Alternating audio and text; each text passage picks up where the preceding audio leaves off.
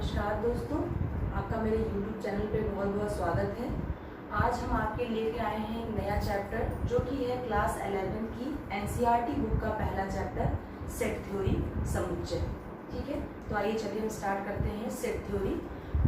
Set आप बहुत जगह पे यूज़ करते होंगे।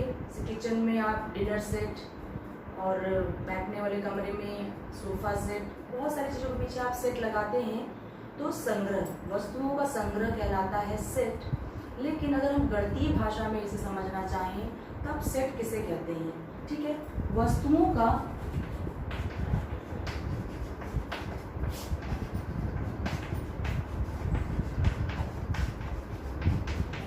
सुपरिभाषित संग्रह, यानी कि वस्तुएं हमने कलेक्ट करी, इकट्ठा करी, लेकिन हमने कहा एक शब्द और लगाया, हमने सुपरिभाषित, दैट इज इंग्लिश में हम इसको बोलते हैं वेल डिफाइंड। जैसे आप अपने घर के स्टोर रूम में गए तो स्टोर रूम में आप देखते हैं बहुत सारी चीजें रखी रहती हैं, तो इसको आप सेट नहीं कहेंगे। ये संग्रह तो है वस्तुओं का, लेकिन आप इसको सेट नहीं कहेंगे। क्यों? अब आप जानते हैं, हमने कहा सुपरिभाषित, कहने का मतलब ये है कि वस्तुएं इकट्ठी तो हों, लेकिन उनमें कोई एक चीज कॉमन होनी चाहिए, वो किसी एक शर्त के तहत आपस में बंधे हुए होने चाहिए, तब हम उन्हें बोलेंगे सेट। जैसे हमने कहा क्रिकेट टीम भी क्या है? सेट है। क्यों? क्योंकि उसमें जितने भी खिलाड़ी होते हैं 11 के 11, वो क्या खेलते हैं? क्रिकेट खेलते हैं। जैसे हमने कहा ताश की गड्डी, उसमें जो भी संग्रह है वो क्या कहला रहा है? ताश के पत्ते हैं वो। ठीक है, ऐसे हमने कहा प्राकृतिक संख्याओं का समुच्चय। ठीक है, तो प्राकृतिक संख्याओं का संग्रह भी एक समुच्चय है, क्योंकि उसमें आने वाली सारी संख्याएं एक शर्त से बंधी हैं। क्या है वो? प्राकृतिक संख्या। जैसे हमने क्लास 11 के स्टूडेंट्स, तो यानी कि उसमें वही बच्चे आएंगे जो बिलोंग करते हैं किस क्लास से? क्लास 11 से। उसमें क्लास 10th या क्लास 9th के बच्चे नहीं आएंगे। तो कहने का मतलब यही है कि वस्तुओं का सुपरिभाषित को फिर से बताऊंगी। कहने का मतलब ये है कि वेल डिफाइंड, यानी कि वो आपस में किसी एक शर्त या किसी एक कंडीशन से बंधे हुए होने चाहिए। जैसे हमने कहा कि नदियों का संग्रह, तो आप उसमें बहुत सारी चीज़ों को नहीं लिख देंगे, केवल क्या आएंगे उसमें? नदियों के नाम आएंगे, तो वो नदियों का क्या हो जाएगा? संग्रह हो जाएगा। जैसे हमने कहा, मान लीजिए हमने लिखा एक सेट अमरूद, आलमीरा 2, 3, A, B, ये बहुत सारी चीज़ों का संग्रह है, लेकिन किसी एक शर्त के तहत ही बंधे नहीं हुए हैं। इसमें फल भी है, इसमें घर का एक सामान भी है, इसमें अंक भी है, इसमें AB भी है, अंग्रेजी वर्णमाला के अक्षर भी हैं। तो ये आपका एक संग्रह नहीं होगा। संग्रह में एक चीज़ कॉमन होनी चाहिए जिसके तहत हम उन चीज़ों को क्या कर सकें?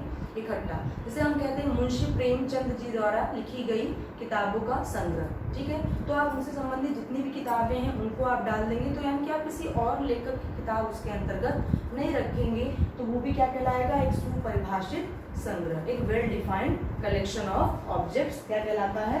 सेट कहलाता है। ठीक है, तो जैसे हम इसको एक एग्जाम्पल से भी देखेंगे। जैसे एग्जाम्पल लेते हैं हम n। ठीक है, क्या है ये? आपकी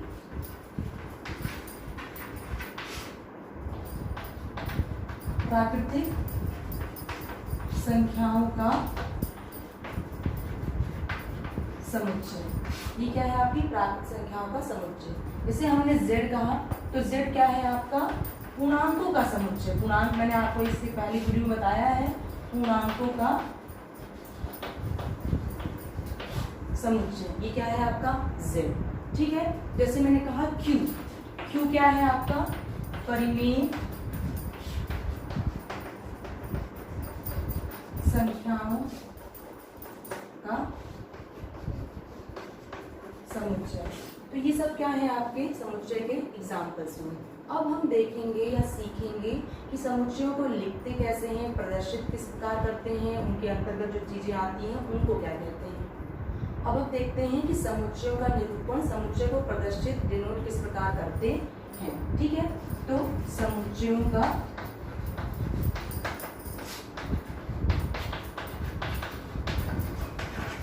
निरूपण। ठीक है, इसमें 3 चीजें हैं आपकी, पहली, दूसरी और तीसरी। पहला क्या है कि समुच्चयों को हमेशा अंग्रेजी वर्णमाला के बड़े अक्षरों में आप निरूपित करेंगे। अंग्रेजी के बड़े अक्षर आप जानते हैं ABC पूरा Z तक, ठीक है। अब उसके अंदर जो एलिमेंट्स आएंगे उनको आप रखेंगे किसमें, कर्ली ब्रैकेट के अंदर, और जो भी उसके अंदर एलिमेंट रखे जाएंगे वो हमेशा स्मॉल लेटर्स में होंगे, ठीक है। तो ये क्या हो गया, जो भी चीज़ें आएंगी अगर आप इंग्लिश का लेते हैं तो स्मॉल लेटर्स में लिखे जाएंगे। तो ये तीनों चीज़ें आपकी हो गई समुच्चयों का निरूपण। जैसे हमने कहा एक सेट ए है आपके पास, अंग्रेजी वर्णमाला के स्वर जानते हैं आप AEIOU, तो आप इसको पहले कर्ली ब्रैकेट में लिखेंगे AEIOU। तो ये क्या है आपका एक सेट को दिखाने का तरीका मैंने बता ही दिया आपको। इसको अंग्रेजी वर्णमाला के बड़े अक्षर में आप ए लिया है मैंने, BCXYZ कुछ भी आप ले सकते हैं, ठीक है। कर्ली ब्रैकेट के अंदर उसके आने वाले जो सदस्य हैं उनको रखा। अब बात ये आती है कि जो ये लिखी गई चीजें हैं इनको समुच्चय का क्या कहते हैं, इनको समुच्चय का अवयव या सदस्य, ठीक है।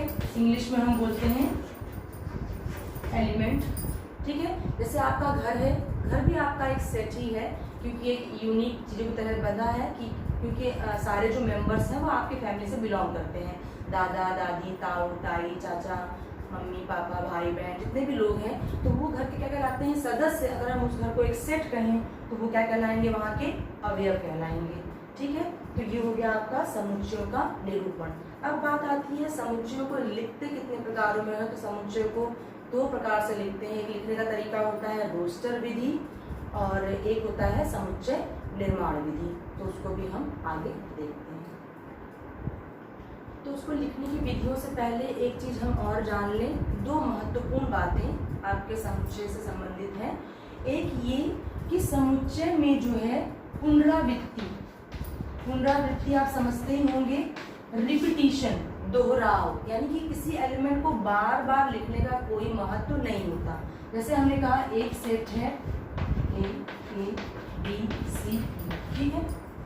तो इसमें A 2 बार लिखा गया है, B 2 बार लिखा गया है, उसका कोई महत्व नहीं है। इसमें कुल मिला के 3 ही अवयव होंगे, A, B और C, ठीक है। तो यानी कि पुनरावृत्ति का कोई महत्व नहीं होता। और दूसरी बात, ये नंबर 1 हुई, और दूसरी बात हो गई आपकी क्रम, यानी कि आप आने वाले अवयवों को आगे पीछे कैसे भी लिख सकते हैं, कोई फर्क नहीं पड़ता है। तो क्रम का भी कोई महत्व नहीं होता है इसमें। जैसे हमने कहा, मान लीजिए भारत में बहने वाली नदियों के नाम लिखिए, उसका संग्रह बनाइए, तो किसने लिखा, गंगा, यमुना, सरस्वती, नर्मदा, कावेरी, ब्रह्मपुत्र, ये लिखा लोगों ने, लेकिन किसी ने उसी क्रम को आगे पीछे लिख दिया तो क्वेश्चन गलत नहीं होगा, क्वेश्चन सही ही माना जाएगा। क्यों? क्योंकि सेट में क्रम का कोई विशेष महत्व नहीं होता है, ठीक है।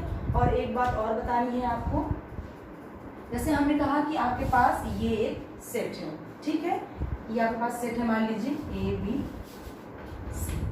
ठीक है। अब हमने क्या देखा, इसमें कितने अवयव हैं, 3, A, B और C, 3 एलिमेंट्स हैं इसके पास। अब हम एक नया चिन्ह सीखेंगे, ये यूनानी प्रतीक एप्सिलॉन आप जान ही रहे होंगे, लेकिन इसको सेट थ्योरी में हम पढ़ेंगे बिलोंग्स टू, और जब हम इसको ऐसे कट कर देंगे तो इसको बोलेंगे डज नॉट बिलोंग्स टू, ठीक है। Belongs to, does not belong to, ठीक है, संबंधित है और संबंधित नहीं है। जैसे मान लीजिए किसी ने कहा कि मेरा नाम मोहन शर्मा है, ठीक है, तो वो क्या कहेगा, I belong to Sharma family, someone belongs to Gupta family, someone belongs to Tripathi family and so on, ठीक है। तो वैसे यहाँ पे हम सेट की बात करेंगे, तो यहाँ पर देखें तो A बिलोंग कर रहा है, A में हम ये लिखेंगे, लेकिन हमने क्या लिखा, Z, A सेट में Z नहीं है, तो Z does not belong to A, हम ऐसे लिखेंगे। जो एलिमेंट नहीं होगा उस पर हम ऐसे डज नॉट यानी कट कर देंगे, और जो बिलोंग करेगा उसमें हम ऐसे लिखेंगे, ठीक है। यहाँ पे आपने देखा C belongs to E, set A में है, तो यहाँ पे आप इसका साइन लगा देंगे, और जो एलिमेंट बिलोंग नहीं कर रहे होंगे उसमें आप इस साइन को, यानी Z does not belong to A, Z A से संबंध नहीं रखता है, या इसको बोलते हैं Z एलिमेंट A में नहीं है। तो ये चीज़ आपका हो गया, इस पर आधारित भी एक्सरसाइज में सवालें हैं, इसलिए मैंने आपको बता दिया। अब हम चलेंगे रोस्टर विधि और समुच्चय निर्माण विधि से आप क्या समझते हैं, इसको समझते हैं आप। तो सबसे पहला है आपका रोस्टर या सारणीबद्ध रूप। सारणीबद्ध से नाम ही लग रहा होगा आपको, हम उसको लिस्टेड कर देंगे। जो भी एलिमेंट बिलोंग कर रहे होंगे उन सबको हम लिख देंगे और उनको डिफरेंशिएट करेंगे किस चिन्ह से, बीच में हम उनके कॉमा लगा देंगे उनके बीच में अंतर करने के लिए। जैसे हमने कहा मान लीजिए सम संख्याओं का समुच्चय, तो आप क्या करेंगे, a = 2, 4, 6, 8, 10 एंड सो ऑन। जानते हैं आप कि संख्याएं कहीं खत्म नहीं होती हैं, अनंत होती हैं। तो ये कौन सी विधि कहलाएगी, रोस्टर। रोस्टर विधि में क्या होगा, सभी एलिमेंट आपको दिख रहे होंगे और आपके जो एलिमेंट होंगे वो कॉमा के तहत अलग अलग किए गए होंगे और ये आपका क्या हो गया, रोस्टर या सारणीबद्ध रूप। हमने क्वेश्चन दे दिया कि सम संख्याओं का समुच्चय, सम प्राकृतिक संख्याओं का समुच्चय, तो आपने उसके एलिमेंट्स को, जो उसमें एलिमेंट्स आएंगे उनको आपने लिख दिया। तो ये हो गया क्या आपका रोस्टर विधि। जैसे हमने मान लीजिए कहा एक सेट B = ठीक है, क्वेश्चन लिखा होगा, जैसे आपकी एक सवाल होगी कि मैथ्स शब्द में आने वाले अक्षरों का समुच्चय। ठीक है, ये क्वेश्चन रहेगा आपका। मान लीजिए इसको आपको रोस्टर या सारणीबद्ध रूप में लिखना है, तो आप इसको दिखाएंगे B = इसके सारे लेटर्स कौन कौन आ रहा है, M। मैंने बताया था कि जो भी अवयव आएंगे उसको आप कॉमा के तहत डिफरेंशिएट करेंगे, अलग अलग करेंगे, MA, T, H, S। तो ये क्या हो गया, इस सवाल का रोस्टर रूप में आपने इस समुच्चय को लिख दिया, यानी कि इसके अंतर्गत आने वाले सभी अवयवों को आपने सारणीबद्ध कर दिया, इसलिए आप लिखते हैं इसको सारणीबद्ध रूप या रोस्टर विधि कहते हैं। तो आपने इस प्रकार दे दिया।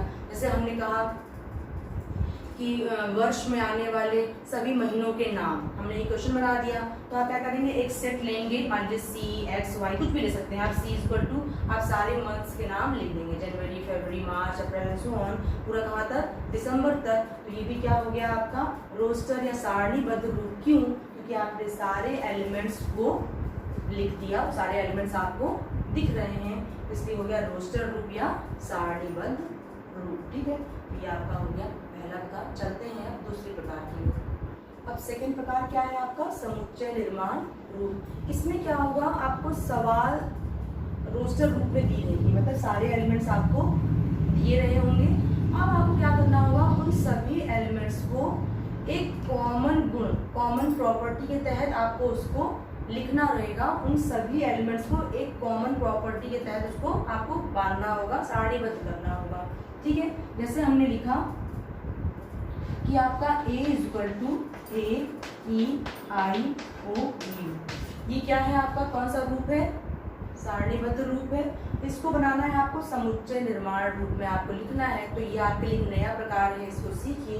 इसको आप लिखेंगे A = X such that, मतलब ये x क्या है, इस A में आने वाले एलिमेंट्स हैं।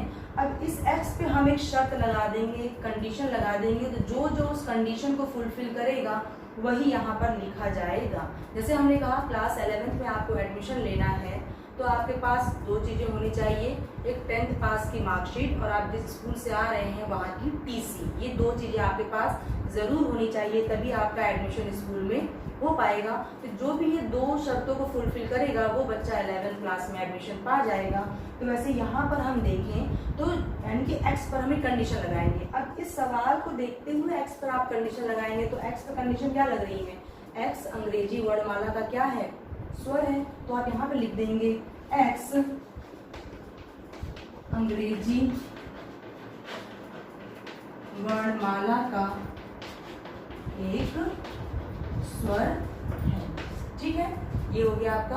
तो अब ये आपकी सवाल तैयार हो गई, आंसर आ गया आपका समुच्चय निर्माण रूप में आपने इसको परिवर्तित कर दिया। ठीक है, तो यानी कि इस सवाल आपको दी रहेगी और ये आपका क्या हो जाएगा आंसर। तो इसको कहते हैं हम समुच्चय निर्माण रूप। x सच दैट को पढ़ते हैं, सच दैट मतलब इस प्रकार, x होगा किस प्रकार का, इस प्रकार का। जैसे मान लीजिए एक सवाल हमने ली, b एक सेट है 2, 4, 6, 8 और 10। ठीक है, एक सवाल है आपकी, तो इस पे क्या दिख रहा है आपको, ये सब क्या है आपकी सम संख्याएं हैं। ठीक है, तो इसको हम लिख सकते हैं b = x such that x एक प्राकृतिक सम संख्या है। तो प्राकृतिक सम संख्याएं तो अनंत हैं, 2, 4, 6, 8, 10, 12, 16, लेकिन यहाँ पर आप देख रहे हैं कि आप 10 तक ही सीमित हैं। तो आप लिखेंगे x एक प्राकृतिक सम संख्या है। और क्या कंडीशन है x पे, आप लिख देंगे x लेस देन और इक्वल टू 10। ठीक है, x 10 से छोटा है या उसके बराबर है, तो ये कौन सा रूप हो गया आपका, समुच्चय निर्माण रूप।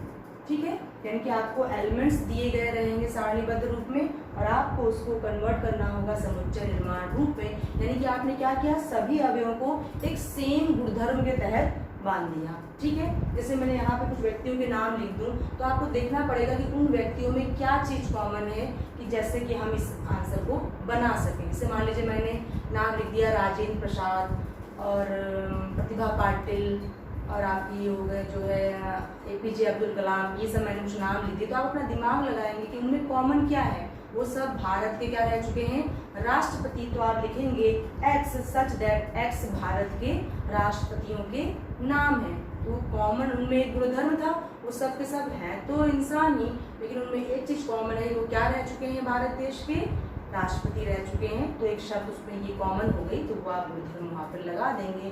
तो वो कौन सा रूप हो जाएगा आपका, समुच्चय निर्माण रूप। तो हम पढ़ रहे थे समुच्चय। तो इसमें एक और बहुत ही इम्पोर्टेंट बात हम बता दें, जब जैसे किसी ने सवाल पूछा आपसे, किसी का समुच्चय निकालने को कहा, तो जो आंसर आना चाहिए वो सबका सेम आना चाहिए, अलग अलग नहीं आना चाहिए। ठीक है, तभी वो सेट बनेगा। जैसे हमने कहा कि अंग्रेजी वर्णमाला के स्वर, तो सबका आंसर सेम होगा, AEIOU। आपके स्कूल में पढ़ने वाले मैथ्स के बच्चों के नाम, तो सबके आंसर सेम ही आएंगे, क्योंकि वही बच्चे मैथ्स पढ़ रहे हैं जिनको सब बच्चे जानते हैं। And so on, dash dash dash लिखेंगे, कोई आगे लिखेगा कोई पीछे लिखेगा। मैंने बताया था क्रम महत्व तो नहीं रखता है, आंसर सेम आएंगे। लेकिन यदि हम विशेष गुण लगा दें, जैसे हमने कहा आपके स्कूल में पढ़ाने वाले टीचर्स के नाम, आप सबके आंसर सेम आएंगे, क्योंकि teachers are same for all. सभी के लिए टीचर्स जो है वो सेम ही है, वो पढ़ाते हैं, उनको नहीं पढ़ाते हैं, दैट्स द डिफरेंट थिंग, वो अलग बात है। बट टीचर्स स्कूल में गिनती के ही होंगे, 20, 30, 40 जितने भी हैं, नेम्स सब वही बच्चे लिखेंगे जो दूसरे के लिए हैं। लेकिन यदि हमने एक कंडीशन लगा दी, अच्छे टीचर का नाम, तो किसी को कोई टीचर अच्छा लगता है, किसी को कोई टीचर अच्छा लगता है। अच्छा इन द सेंस कि जैसे किसी से बच्चा पढ़ा तो उनको वो अच्छा लगा, किसी से बच्चे ने कभी कोई लेक्चर ही प्राप्त नहीं किया तो उनके बारे में जान ही नहीं पाया, तो सबके अलग होते हैं। जैसे हमने कहा कि आपका फेवरेट हीरो हीरोइन कौन है, मान लीजिए, तो किसी का कोई होगा, किसी का कोई होगा, तो आंसर क्या हो जाएंगे, डिफरेंट हो जाएंगे। जैसे हमने कहा कि मुंशी प्रेमचंद की बहुत अच्छी किताबों के नाम, तो किसी को कोई किताब उनकी पसंद है, किसी को गबन पसंद है, तो किसी को गोदान पसंद है, किसी को निर्मला पसंद है। ऐसे करके सबके नाम क्या हो जाएंगे, अलग अलग हो जाएंगे। तो विशेष गुण नहीं लगना चाहिए। जैसे हमने कहा कि अच्छा क्रिकेट खेलने वाले खिलाड़ियों के नाम, तो किसी के लिए कोई अच्छा है, किसी के लिए कोई अच्छा है, तो चीजें क्या हो जाएंगी, डिफर हो जाएंगी, आंसर दो बच्चों के अलग अलग हो जाएंगे, तो वो सेट नहीं कहलाएगा, यानी कि वो एक सुपरिभाषित संग्रह नहीं रह जाएगा। हम सिंपल कहते हैं खिलाड़ियों के नाम, 10 खिलाड़ियों के नाम लिखिए जो क्रिकेट खेलते हैं, तब आंसर अलग अलग हो, दैट द डिफरेंट थिंग, क्योंकि बहुत सारे खिलाड़ी हैं, किसी ने किसी का नाम लिखा, किसी ने किसी का नाम लिखा, तो वो बात अलग हुई। लेकिन अगर हम विशेष गुण लगा देते हैं तो वो क्वेश्चन आपका सेट नहीं रह जाएगा, वो सेट से बाहर हो जाएगा। तो ये आज छोटा सा परिचय हुआ सेट थ्योरी के बारे में। आगे हम चलेंगे समुच्चयों के प्रकार अगले लेक्चर में। तो इस पे आधारित प्रश्नावली 1.1 है, यदि आप कहेंगे तो हम वो भी हल करेंगे आपके लिए। और यदि आपको वीडियो पसंद आया तो चैनल को सब्सक्राइब कर लीजिए, इसलिए क्योंकि ताकि आपको इससे संबंधित आगे की वीडियोस भी मिलती रहें। अब हमने क्लास 11 के मैथ्स भी स्टार्ट किया है, इसमें आप सारे चैप्टर्स के वीडियो देख पाएंगे। तो चैनल को सब्सक्राइब करना ना भूलें। थैंक यू बच्चों।